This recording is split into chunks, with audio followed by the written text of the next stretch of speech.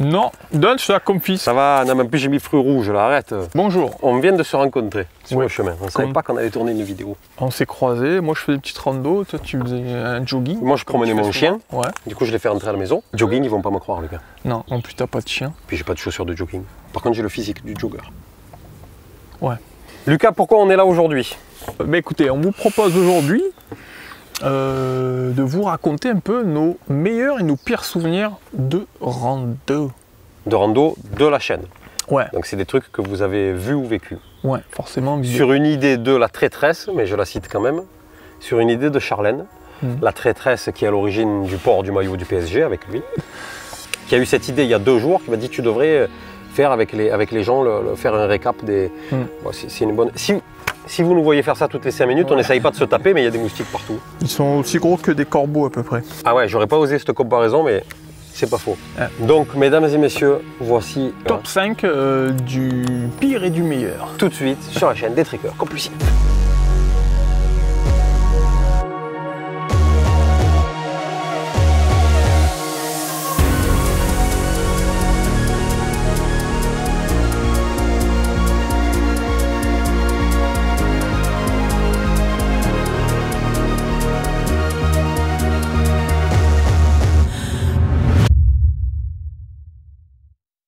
Lucas, Oui. tu les as classés? Ouais. Casse-toi, ne lis pas, on n'est pas au courant. Ouais, ah ouais, c'est surprise, c'est oui. pas marrant quoi. On s'est donné l'idée et on n'est pas au courant. Ouais. Tu les as classés, on démarre Ouais. par le pire, comme ça on finit par le meilleur. On commence par le numéro 5 et le numéro 1 c'est le meilleur. Forcément du pire ou du meilleur. Donc le pire du pire, c'est le numéro 1. Voilà. Et le meilleur du meilleur, c'est le numéro 1. Ouais. Mais on démarre par les pires. Par le 5. Le 5e pire. On fait un chacun. Allez. Pire Attends, pour- viens on fait pierre, feuille, ciseaux pour savoir qui commence. Fais gaffe, pierre, feuille, ciseaux, je suis double champion du Var 93-94. J'ai une renommée internationale. Pierre, feuille, ciseaux. Ça va. Je t'avais prévenu. Mon 5e. Toi, tu devais copier à l'école, arrête. Mon 5e pire souvenir, c'est le Chiran. Les plans de drone. Ouais. Parce que le Chiran c'était beau et tout, mais les plans de drone que j'ai fait avec les doigts gelés, tu te rappelles? Tout le drone que vous avez vu au Chiran, les gars, j'avais les doigts rouges, Ouais. il fallait que j'enlève les gants pour faire le drone. Je sentais plus les manettes, j'étais brûlé, mais d'un autre côté c'était tellement beau que je disais, ah, je continue, j'avais limite les engelures au bout des doigts et tout. Donc voilà, ça a été un mauvais moment, pour un bon résultat, mais un mauvais moment. C'est marrant parce que j'ai hésité dans mon top pire et j'avais mis justement le repas au Mont Chiran parce qu'on mangeait avec les doigts, comme ça. Ah. Oh. En fait, il y avait un grillage et la glace, elle était horizontale à cause du vent. Enfin, c'était un truc. Je crois que c'est le froid le plus hard qu'on ait eu de partout. On n'avait pas pu le mesurer, mais il faisait Moins 15. hyper froid. Vraiment, je pense qu'on À l'aise. avait estimé à moins 15, Oui, moins oui, oui. 18 degrés. À l'aise. À midi en mangeant. Donc c'était ton top 5 aussi, ça? Non, il était, je l'ai Ah. viré, j'ai remplacé par autre D'accord. chose. Bon. Le premier, moi, du pire, c'était le manque d'eau qu'on a subi sur le bivouac de la Nesque, tu te rappelles? Ouais. En fait, Ouais. je pense, dans tout ce qu'on a fait, c'est là où on a le plus subi le manque d'eau. Parce que rappelle-toi, on était tellement en manque d'eau. En fait, on devait descendre dans des gorges, faire un ravitaillement d'eau dans les gorges de la Nesque, et on arrive, pas d'eau, zéro eau, en plein été. Et on a dû se rebraquer toute la montée et la route tombée jusqu'au village derrière qui était à plus de 10 km. Ah, je m'en souviens bien. En ouais. fait, on était tellement en manque d'eau qu'on ne parlait plus. Et je lui ai dit, viens, on parle plus parce que quand on parle, en fait, on gaspille de l'eau. Ça a été dur pour moi. Du coup, on s'est mis tête dans le chemin, ouais, et on pas parlait parler. plus. Et quand on est arrivé, qu'on a vu la fontaine, oh, c'était une délivrance, mais un truc de fou. Le pire pour 4, tu vas rigoler. D'ailleurs, je voudrais qu'on y retourne. Ça a été la traversée, le passage à Gué, à Bargem. Oh putain, Tu te rappelles? C'était en hiver. Ouais. Il y avait une rivière où on avait l'eau à mi-mollet, on va dire, qui faisait peut-être 30 mètres. Ouais, 20 mètres de large. Elle était bien large. Ouais, il y avait bien 50 cm d'eau même. À l'époque, si c'était aujourd'hui, je serais passé avec les baskets parce qu'il faisait beau. Je les aurais faites sécher. Mais à l'époque, on avait les Salomon en Gore-Tex.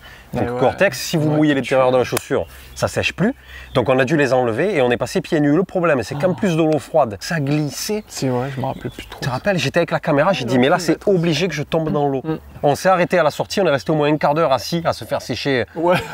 Putain, alors c'était très beau, hein. Bargem c'est magnifique, hein, mais ça c'était un mauvais souvenir. Ouais, ça fait partie des surprises quand on trace sur carte. Il y avait marqué passage à Gué, alors qu'en fait c'était une rivière, elle faisait 20 mètres de large. Et, ouais, il y avait ça d'eau et en plein hiver, l'eau franchement elle devait être à 10 degrés.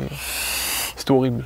Donc on s'est cassé les pieds sur les galets et l'eau nous a fracassé les mollets comme si on avait des clous qui se plantaient dedans avec le froid. C'était horrible. Alors moi, mon top 4, c'est un truc généralisé, mais c'est pas de bol. Quand on a fait le GR Stevenson, on s'est tapé la canicule. Mais la canicule, pas un petit coup de chaud dans la région, on a eu la canicule nationale. Et tout le long, on a subi de la chaleur, et ouais, c'était vraiment dur à gérer, hein, parce que on consommait énormément d'eau. On était obligé d'être à manche longue. Il subit, ouais. Moi, j'avais l'espèce de bœuf que j'avais enroulé autour de mon bras parce que je cramais littéralement. Et je savais plus quoi faire, j'avais pas de crème. Même une femme qui m'a dépanné de la crème et tout. Et ouais, ça a été rude, vraiment rude, ça, la chaleur. C'est une chaleur qu'on n'a jamais eue ici. Et vous voyez, c'est bon à savoir, à ce moment-là, je me rappelle, j'ai regardé les photos de ça hier, justement, et je me disais, c'était cool d'avoir une chemise manche longue. Parce que malgré la chaleur, je l'avais baissée. Ça t'a pas cramé le soleil. Elle est anti-UV, la chemise de Patagonia que j'ai là, la bleue. Et en fait, tu te dis, il valait mieux avoir très chaud. Mais pas parce que là, en fait, les bras, avec les bâtons, les bras ont brûlé. Moi, j'étais kénasse. Si vous nous avez suivis, vous vous rappelez, quand on est arrivé au premier gîte, qu'on avait pris la photo, après la douche, on était rouge. Pourtant, on n'est pas du genre à prendre des coups de soleil ou quoi. Bien vu. Du coup, Lucas, mon numéro 3, tu vas rigoler. C'est le manque d'eau dans les gorges de la Nesque. Ah, ben voilà. Parce que celui-là, alors, il vous a déjà tout dit. Je vous précise juste qu'on avait, quand on est arrivé en bas des gorges, il devait y avoir de l'eau, on avait demandé. On avait déjà bu notre eau et comme on avait pris une formule à la boulange, on s'était retrouvé dans les gorges avec une canette d'orangina chacun. Qu'on a bu. Et voilà, comme il vous a dit Lucas, d'en bas des gorges jusqu'au village d'après qu'on a regardé sur la carte, même psychologiquement en fait, ça nous a flingué. On était dans un état second. Ouais. Quand il a dit viens on parle plus, c'est la vérité, c'est que j'arrivais pas à me focus mentalement. C'était à penser à autre chose que j'ai soif. C'est pour ça que j'en ai parlé aussi, parce qu'on est rentré dans un état de conservation. On s'est dit, vas-y, là, il faut qu'on avance et il faut qu'on s'économise. Donc on parlait plus, vraiment, on a fait le minimum, pas de rush dans les montées, on y allait doucement pour vraiment pas perdre beaucoup d'eau, le moins d'eau possible. Et arriver jusqu'au prochain point d'eau qu'on savait même pas où il était en fait. Quand on est arrivé dans le village, je me souviens, on est allé à la fontaine, on a dû boire au moins 2 litres d'eau chacun. Ah ouais, c'est ouf. Et une bière au bar. Le numéro 3, c'est un truc qui m'a marqué malheureusement, c'est la blessure sur le GR toujours. Mal entraîné, je pense aussi, ça n'a pas aidé.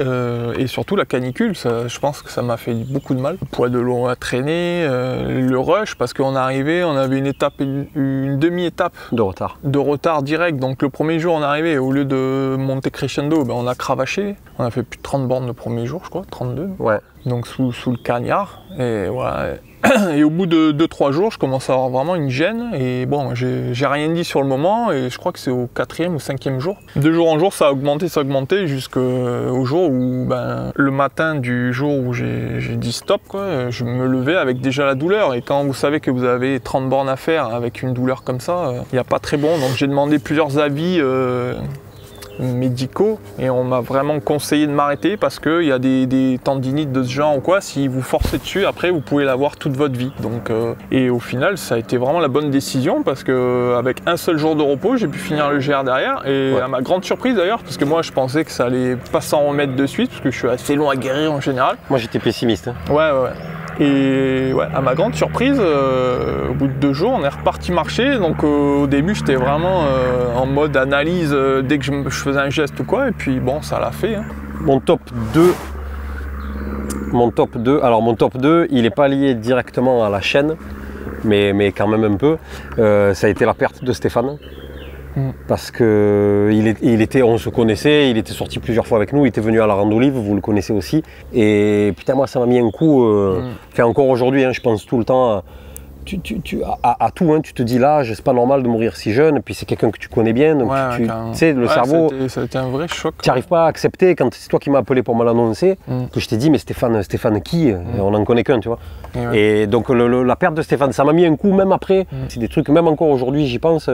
Donc c'est pour ça qu'on lui a fait une vidéo, ça sert à rien, une fois que personne est morte. Moi les hommages, je me dis il vaut mieux les rendre quand les gens ils sont vivants. C'est lié à nous directement parce que ça nous a impacté tous les deux de la même façon, donc voilà, moi c'était... moi pendant un mois, vraiment un bon mois, ça m'a vraiment... j'étais choqué quoi, parce qu'on s'y attend pas, comme tu dis, dans la fleur de l'âge. Et puis Stéphane c'était une machine en plus, tu t'attends pas à ce qu'on te dise il a eu un accident. Quand tu marchais avec Stéphane, tu te dis mais Comment il fait ce on mec l'appelait pour... chamois, c'est pas pour rien. Ah, c'est que- Stéphane, c'était vraiment... était C'est la, toujours devant, c'est la personne avec qui j'ai marché qui m'a le plus impressionné. Il rigolait, il disait marche avec les bras ouverts, comme ça t'aide à ouvrir ta cage thoracique, tu sais, pour respirer. Et Stéphane, c'était un chamois. Donc quand tu te dis il a eu un accident, lui, alors qu'il était prudent et tout. Donc les gars, faites tout le temps attention en fait. Il n'y a pas de règle pour mourir, hein. Il n'y a pas d'âge, il n'y a pas de manière, il n'y a rien. Donc ça peut arriver n'importe quand. C'était mon numéro 2. D'où profiter de la vie et de la Putain. nature, évidemment. Carrément. Alors, numéro 2, pour moi, ça a été... peut-être c'est ton numéro 1, je sais pas. Ça a été la nuit qu'on a passée en hamac dans les gorges du Verdon en plein hiver. Bon alors attends, je t'arrête de suite, c'est mon numéro 1. Et voilà. Du coup on peut en parler tous les deux en même matin. Voilà. C'était mon numéro 1. Ouais, pour résumer, normalement j'avais la tente évidemment et coup de bol, ce jour-là on avait 2 hamacs à tester. Et en fait le soir j'arrive sur place et toute la journée j'avais le doute, je me disais mais j'ai un petit doute, la tente. Et je lui disais tout au long, au fur et à mesure de l'après-midi, ouais putain je crois que je suis pas à la tente. Et il rigolait, ouais c'est ça. Et le soir je dis non mais je crois que j'ai un gros doute là. Il fait mais non déconne pas. Et là, pas de tente. Je sais plus quel mois c'était, mais vraiment hard. Il faisait hyper froid. Il faisait un froid de fou. On s'est retrouvés à dormir dans les hamacs, mais on était sur une flanc de colline. On était peut-être 20 mètres plus bas, il y avait la falaise à pic du Verdon. Ouais. On y avait été la nuit et tout, c'était vraiment impressionnant. Mais en fait, le froid, il était descendu toute la nuit. Le froid, il descendait du sommet, comme ça, il léchait tout la colline, comme ça, et nous, on était en plein dedans, en fait. Donc le froid, il nous tombait dessus.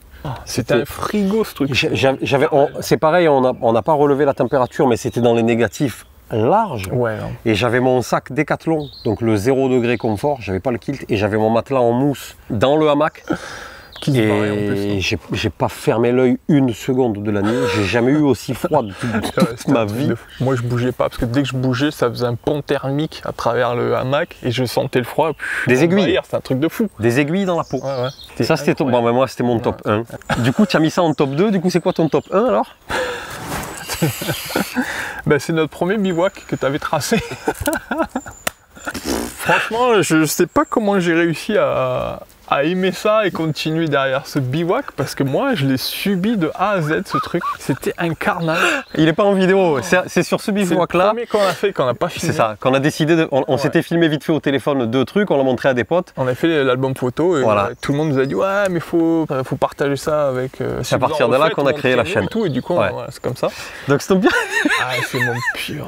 Le premier, forcément c'est le premier, donc pour ceux qui font du bivouac, vous savez ce que c'est. Le premier en général, vous avez du poids de ouf pour rien. Donc on était à plus de 18 kg chacun. 19 moi ouais. Le départ, super le pont, c'était trop beau. On s'est pris un mur, mais ça nous a déglingué. On s'est arrêté tous les 5 mètres pour être comme ça. C'était l'hiver. Et en fait, il n'y a rien qui était bien limite de ce truc. On devait faire 5 jours, on s'est arrêté fin du 3e jour. Parce que moi j'étais déglingué, j'avais le dos fracassé, j'avais le tassement de vertèbres. Franchement, j'avais hyper mal. Je vous en ai parlé dans la vidéo sur les cartographies.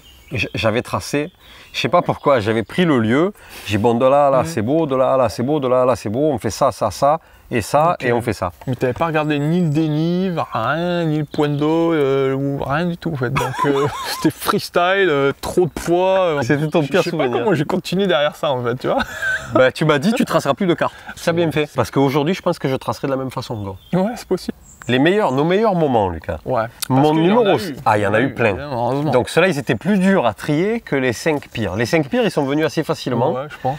D'ailleurs, on en a en commun, c'est bien. Voilà.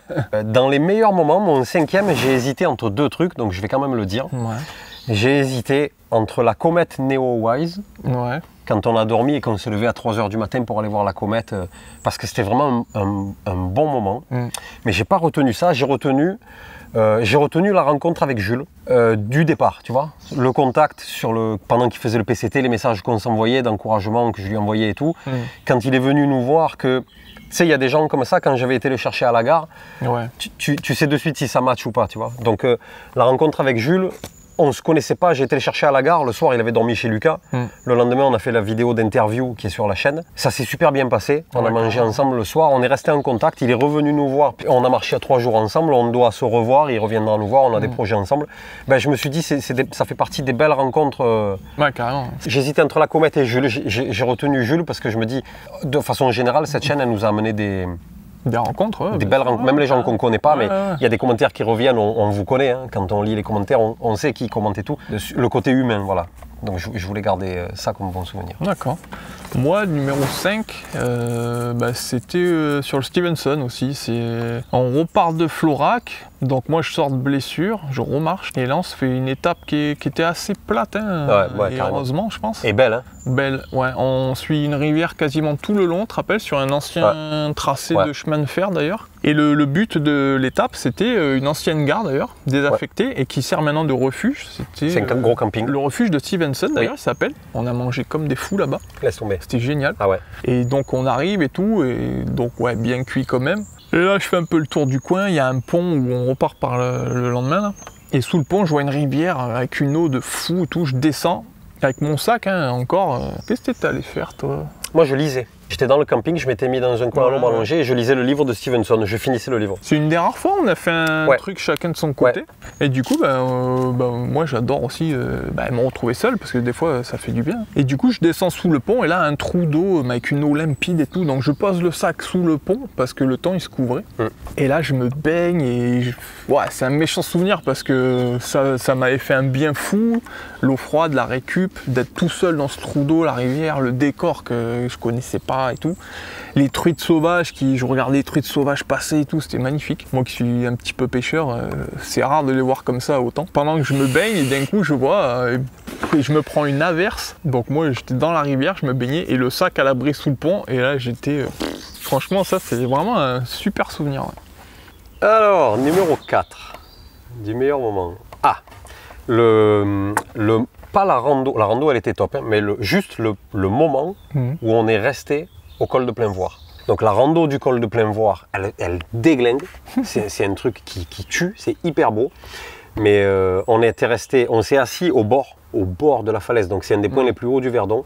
On est resté là peut-être 3 heures. Ouais. Et en restant là, en regardant le paysage comme d'habitude et tout, donc là on buguait complet parce que vue sur le lac, vue sur les gorges et tout, et on a vu le faucon pèlerin, c'était le faucon Millennium là, celui qui va à fond, on a vu un faucon. Les vautours, on avait l'habitude, mais ils nous passaient dessous. À chaque fois que tu vois les vautours dans le Verdon, tu pètes les plombs, donc les vautours et tout. Et on avait vu des grues migratoires. C'est vrai, arriver de vers Valençol, qui repartaient vers le sud-est. Et on avait vu des nuages de grues qui volaient en formation et tout, mais ça m'avait fait péter les plombs. Et le bruit, tu te rappelles? Moi, c'est ça. Juste le moment où on est resté au col de Plainvoir, il m'avait cassé la tête. Et depuis, j'y pense tout le temps, je voudrais y retourner parce que c'est magnifique, le col de Plainvoir. C'est magnifique. Eh ben moi, numéro 4, j'ai mis... c'est toujours une histoire de vautour, tu vois. Mais c'est quand, cette nuit, où on s'est gelé les noix là, dans un hamac, justement, le matin, on s'est réveillé. Et ce qui m'a réveillé, moi, c'est j'entendais des bruits. Et je me dis, mais qu'est-ce que c'est? Au début, je croyais que c'était des coups de vent qui passaient. J'enlève mon bonnet des yeux et je regarde. On était un peu comme ça sous des arbres, là, et puis... Et en fait, on voyait les vautours passer, mais vraiment à 10 mètres, parce que les arbres étaient beaucoup moins hauts que ça. Et ils nous passaient à 5-10 mètres au-dessus de nous, comme ça, en planant. Oui, parce qu'ils prenaient les ascendants qui arrivaient du bas. Et du coup, pendant, je sais pas, une bonne demi-heure, ils sont restés dans ces courants d'air, juste au-dessus de nous, et je les ai jamais vus aussi près que ça. Et de se réveiller comme ça, c'est un souvenir... C'était exceptionnel. C'était ouf, ça. Exceptionnel. Ce qu'il y a de bien avec les vautours, ce que j'ai remarqué à chaque fois qu'on les a vus, dans le Verdon ou dans les alentours du Verdon, si vous restez au bord d'un truc, en fait, ils viennent. Ils sont pas peur, en fait. C'est un oiseau, il s'approche vachement. Et les vautours, si vous en avez jamais vu, les gars, c'est pas une pie. Ouais. Quand il vous dit qu'ils étaient à 10 mètres, ils étaient à 10 mètres au-dessus de nous. Le truc, il est plus grand que la table. Ouais, vraiment. Et c'est, en envergure, il est plus grand que la table. C'est majestueux parce que ça fait pas de bruit, contrairement à nous. On a eu un des meilleurs à la suite du pire. Et justement, mon numéro 3, c'est un meilleur qui vient à la suite d'un pire. C'est le GR70. Ouais. La séparation. Suite à la séparation, moi c'est personnel, mais j'ai eu un meilleur dans la foulée parce que dès le matin, je me suis dit, soit Lucas il sautait une étape, il prenait du stop et il sautait une étape. Donc moi, je suis parti seul. Donc je me suis dit, soit je pars, je dors seul, je fais une étape et le lendemain, je refais une étape et je le rejoins, soit, essayons, je fais les deux dans la journée. Et j'y croyais pas.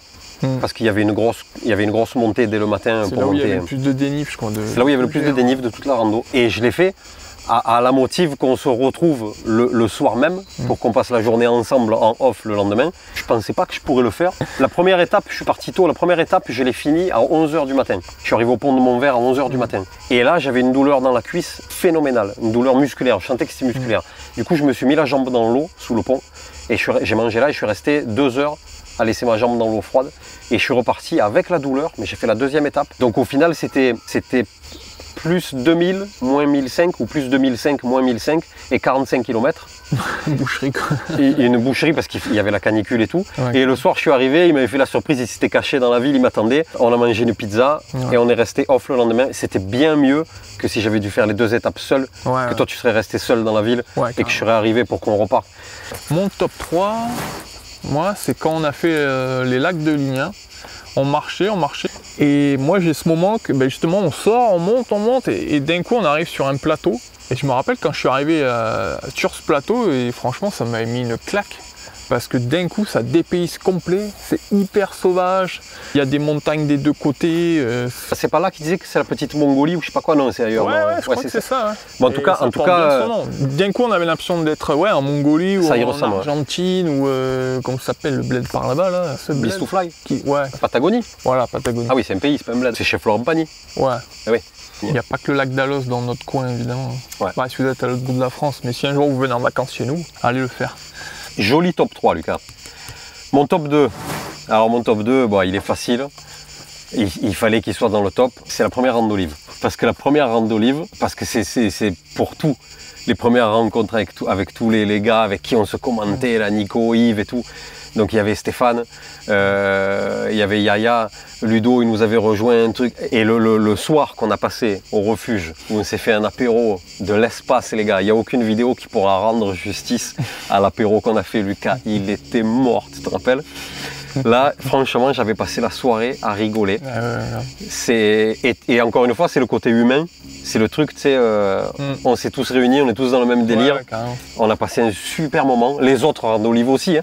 Mais la première rando livre, pour dire, c'est la première fois qu'on a fait ça, c'était exceptionnel. Ouais, c'était un très bon souvenir aussi. Ouais. Bon souvenir. Mon top 2, attends, je fais comme au poker. Ah ben moi, mon top 2, ouais, c'est les retrouvailles à Florac. Ouais.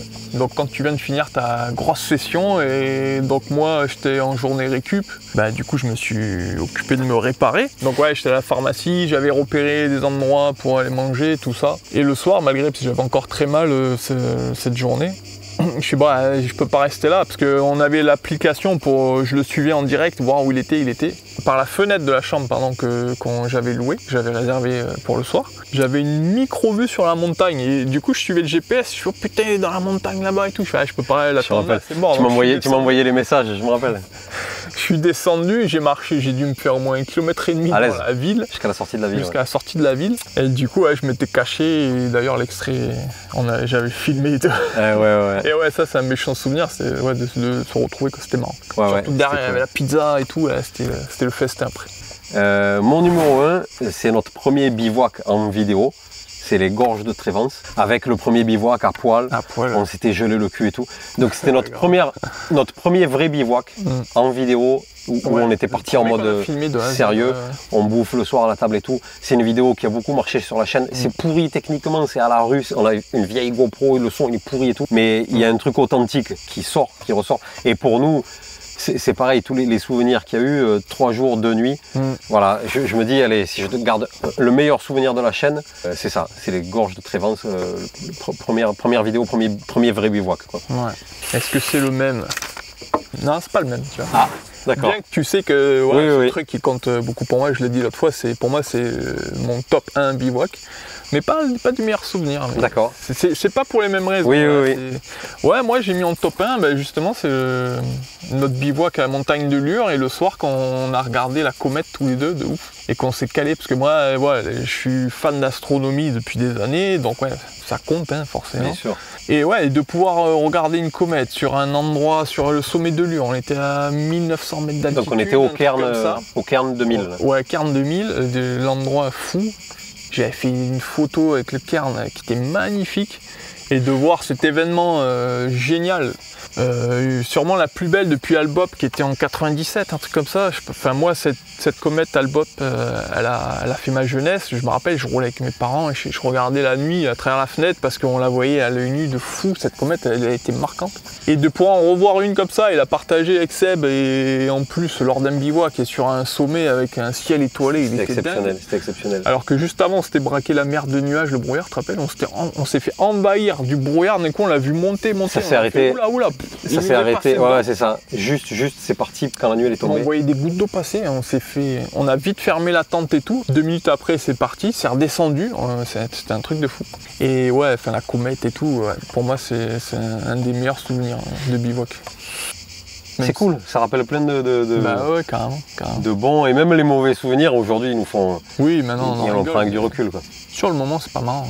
Sur le moment, c'est pas marrant, mais voilà, on en sort toujours et puis voilà. Mais mon côté maso, moi, il fait que moi j'ai besoin d'avoir ces mauvais trucs.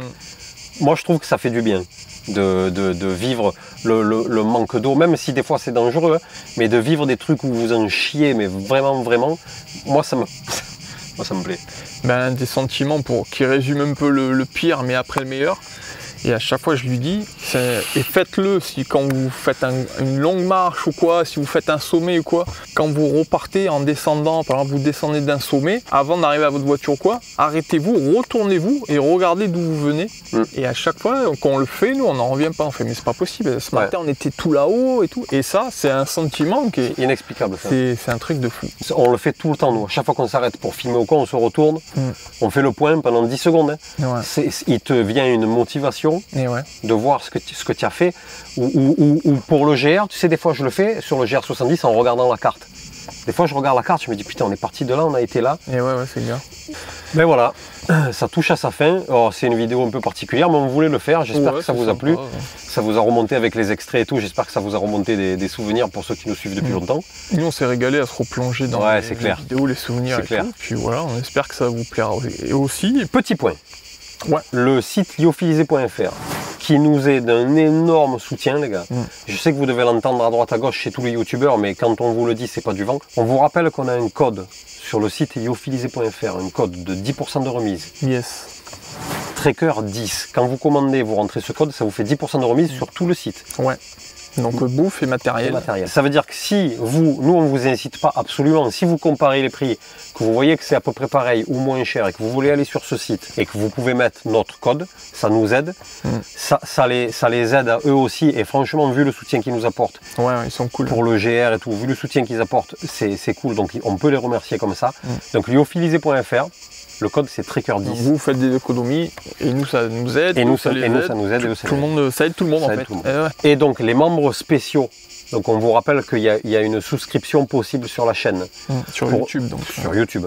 Pour un certain montant, les membres qui s'abonnent, ils ont des contreparties qu'on a dû fixer nous. Donc on vous rappelle les contreparties, ça veut dire que toutes les vidéos sont accessibles pour eux en priorité 48 heures avant qu'elles sortent. On cite leur nom dans les vidéos aux membres spéciaux et ils ont des badges à côté de leur pseudo qui indiquent leur ancienneté quand ils commentent sur YouTube et ils ont des emojis particulières qu'on va améliorer, c'est-à-dire des têtes en fait. Au fur et à mesure. On va en ajouter, c'est des têtes qu'ils peuvent mettre dans les commentaires et tout. Et les membres spéciaux, il y en a eu un nouveau hier soir, donc on en a 2. Qui s'appelle Yannick. Donc il y a toujours Shiro M qui a été le premier membre spécial de la chaîne. Et depuis hier soir, il y a Yannick qui nous a écrit un message. Alors je vous le mets, le message là en insert. Parce que abonné, membre ou pas membre, peu importe. Hein. Très touchant. Quand on reçoit des messages comme ça, et on en reçoit plein les gars, je vous les mets pas tous, mais merci. C'est de la motivation à 100%. Complètement. Putain, c'est waouh. Ouais, ça fait plaisir. Ça fait trop plaisir. C'est sûrement à cause de messages comme ça qu'on est toujours là d'ailleurs. C'est que malgré l'implication que ça demande et le temps que ça demande, et ça ils le savent, de répondre à tout le monde et tout, vous nous le faites ressentir en retour. C'est pas pour rien. Tous les commentaires, tous les messages et tout, ils font hyper plaisir. Vous savez qu'on a créé le groupe Facebook, le refuge des trekkers. Si vous vous demandez pourquoi un groupe, parce qu'on a déjà la page Facebook, c'est parce qu'on s'est dit, putain, sur la page on est 6500 et on se dit il y a des gens qui ont des chaînes YouTube et qui galèrent à faire des vidéos, on sait ce que c'est. C'est dur de faire une vidéo, de la monter. Et vous postez des trucs, il n'y a jamais de like, vous n'avez pas d'abonnés, vous n'avez personne. On s'est dit, si on crée un groupe et que tout le monde vient dans ce groupe et que tout le monde peut partager dans ce groupe, bah, du coup, si sur ta page, il n'y a que 100 personnes qui te suivent et que tu peux poster dans un groupe où il y a 10 000 personnes, donc on a fait le groupe pour ça, pour que vous ayez un accès gratuit, évidemment, à une grosse base de membres qui partagent la même passion. C'est un groupe, on est dans un groupe. C'est une famille. Hein, la même passion. C'est un petit monde. Voilà. On est une famille. On s'entraide, c'est normal. Voilà, on a fini de vous raconter notre vie. Voilà. Merci pour le soutien. Continuez, nous on continue. Ça repart de plus belle. Vous croyez quoi? Vous croyez qu'on avait fini ou quoi? Alors, ils ont cru, hein. Pendant le Covid, on a disparu. Vous êtes dit, ouais, ils reviendront pas. Quoi? Ils reviendront pas? Quoi? Vas-y, tu vas voir s'ils reviennent pas. All my beer. Merci de votre soutien et n'oubliez pas, profitez de la vie, de la nature et respectez-la. Putain, tu te trompes même plus quand tu le dis. Je suis devenu une machine. C'est le top. Contre. Allez, ciao.